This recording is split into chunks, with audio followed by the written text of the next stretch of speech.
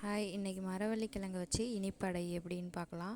அதுக்கு மரவள்ளிக்கிழங்கை நல்லா செத்தி எடுத்துக்கணும். இந்த அளவுக்கு அதை ஒரு பாத்திரத்தில் ஆட் பண்ணிக்கணும்.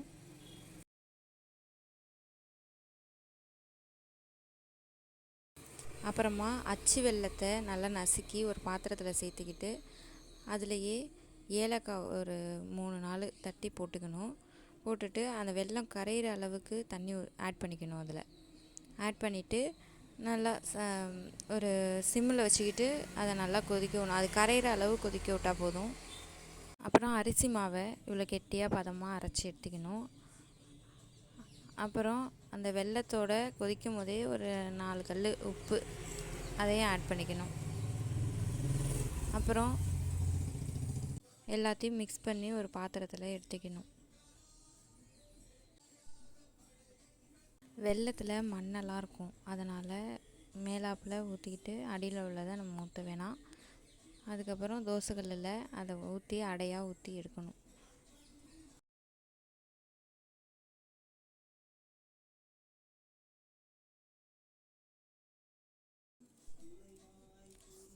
நல்லா ஒரு ஸ்பூன் அளவுக்கு நெய்யை ஊற்றி நல்லா அதில் தடவி விடணும்.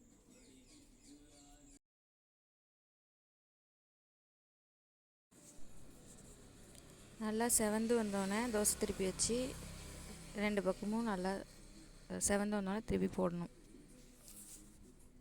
அவ்வளோதான், மரவள்ளிக்கிழங்கு இனிப்படை ரெடி. தேங்க்ஸ் ஃபார் வாட்சிங்.